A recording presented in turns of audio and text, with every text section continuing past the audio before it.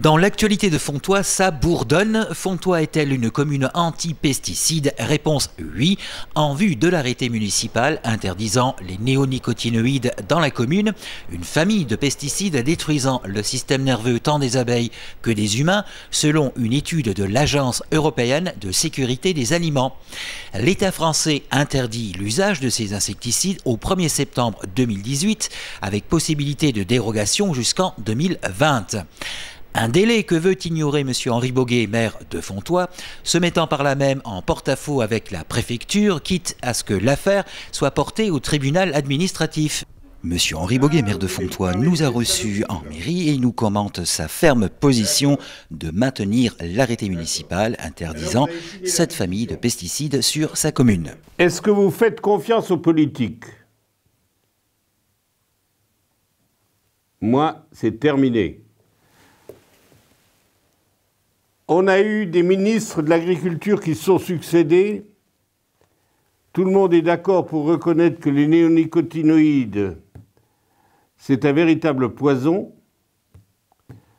On donne des autorisations de commercialisation des produits, ensuite des interdictions, mais à chaque fois, on proroge la commercialisation.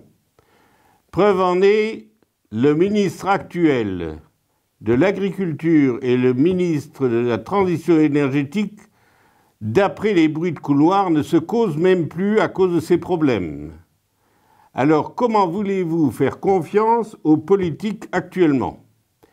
Les néonicotinoïdes, ce sont des produits qu'on connaît et dont on connaît la dangerosité.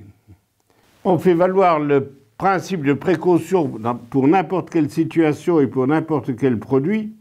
Et là, alors qu'on est persuadé, preuve à l'appui, que ce produit est toxique, on laisse courir et on continue à autoriser la commercialisation. Alors vous comprenez que pour moi c'est un scandale que d'accepter ce genre de situation. Et je me suis insurgé contre cette affaire politique parce que j'ai eu l'occasion de voir un débat à l'Assemblée nationale qui a été retransmis sur la chaîne parlementaire. Il y avait au bas mot une trentaine de députés qui étaient présents, c'était un soir, et il y avait une ancienne ministre de l'écologie qui se débattait comme un diable dans un bénitier pour convaincre ses collègues de ne plus accepter de report, d'interdiction de ce produit. Bien sûr, la Chambre étant ce qu'elle est, les députés étant ce qu'ils étaient, parce que je crois que ça a changé depuis et il semble que la moralisation soit passée par là, eh bien,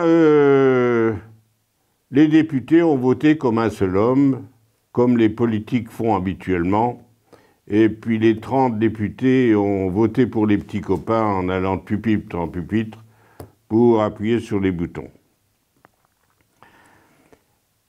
Quand on sait les dégâts que font ces produits chimiques, on ne peut plus accepter d'exposer les générations à venir à ce genre de produits. On doit montrer l'exemple, les interdire et les remplacer par des produits qui sont moins toxiques.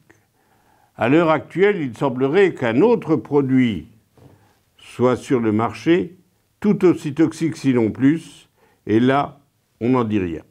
Et une pétition de soutien à la commune de Fontoy s'est mise en place sur Internet et en mairie de Fontoy. Elle récolte aujourd'hui plus de 54 000 signatures. Par ailleurs, il est à noter que bon nombre de communes de la vallée de la Fensch et du Pays Haut ont marqué leur soutien au premier magistrat de Fontoy. Et Florange a même emboîté le pas à M. Henri Boguet, puisque le maire de cette commune a également émis un arrêté interdisant lui également l'usage des néonicotinoïdes sur sa commune. Mais toujours est-il que pour moi, c'est un problème de conscience et je tiens à remercier tous mes collègues maires qui m'ont témoigné leur soutien et je tiens également à remercier tous ceux qui ont signé les pétitions, pétitions dont je ne suis pas à l'origine. C'est un particulier de la Gironde qui a lancé cette pétition pour me soutenir, alors que je n'étais pas au courant. Eh bien, plus de 50 000 personnes à l'heure actuelle ont signé cette pétition. Il ne faut quand même pas raconter l'histoire. Ces 50 000 personnes, ce ne sont pas des personnes qui en veulent à qui que ce soit, et ils veulent simplement pouvoir vivre tranquillement et avoir une ambiance saine autour d'eux. Alors, on me dit que je suis contre le monde paysan, absolument pas. Les paysans sont des victimes comme nous. On leur vend des produits qui sont très efficaces, trop efficaces d'ailleurs, et ils sont obligés d'utiliser ces produits au risque de voir leur productivité diminuer et mettre en péril leurs exploitations. Alors, qu'on ne vienne pas me raconter l'histoire, je ne suis absolument pas contre les paysans et je ne suis pas contre le monde agricole. Mais il faut que maintenant on prenne conscience à tous les niveaux, et principalement le consommateur, qu'il soit très exigeant sur l'origine des produits qu'il consomme, parce qu'on a la preuve que les gros problèmes de santé actuels, ce sont essentiellement des problèmes de santé liés à notre environnement. L'environnement est capital pour l'être humain, comme il est capital pour le monde animal. Preuve en est le problème des abeilles avec les néonicotinoïdes. Les néonicotinoïdes attaquent le système nerveux de l'abeille, comme ils attaquent le système nerveux de ceux qui manipulent ces produits et qui inhalent ces produits. La preuve en est, c'est qu'il y a eu des problèmes de paralysie chez les paysans notamment, qui ont utilisé ces produits et qui ont inhalé ces produits de néonicotinoïdes. Néanmoins, l'arrêté municipal interdisant l'usage des néonicotinoïdes avant 2020 demeure illégal aux yeux de la loi. L'affaire va donc se régler devant le tribunal administratif de Strasbourg courant 2018. Le sous-préfet a bien sûr appliqué les textes et il m'a prévenu que si cet arrêté était maintenu, j'allais me retrouver devant le tribunal administratif de Strasbourg. Bon, je respecte sa décision, c'est normal, il fait son travail, le pauvre homme. Mais pour moi, le problème, il n'est pas là. Que le tribunal me dise que mon arrêté est illégal, il y a de fortes chances, c'est peut-être pas si sûr qu'on croit. Il y a quand même des arguments. Et le problème est de poser la question, de mettre le sujet sur la table et que les gens prennent conscience de ce qui se passe.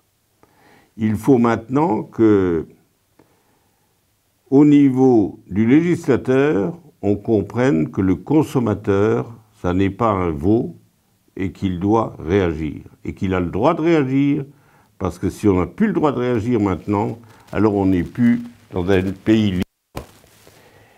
Alors, on verra bien ce que va donner le tribunal.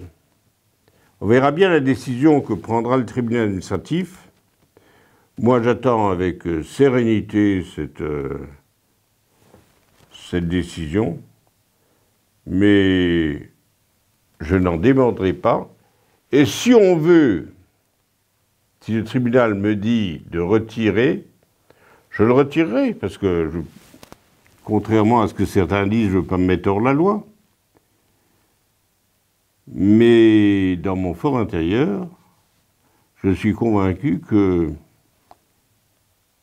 j'ai posé un problème et qu'il est grand temps, mais vraiment grand temps, qu'on prenne conscience que la vie des générations futures est en danger si on continue à travailler comme on travaille et si on continue à utiliser des produits comme on les utilise.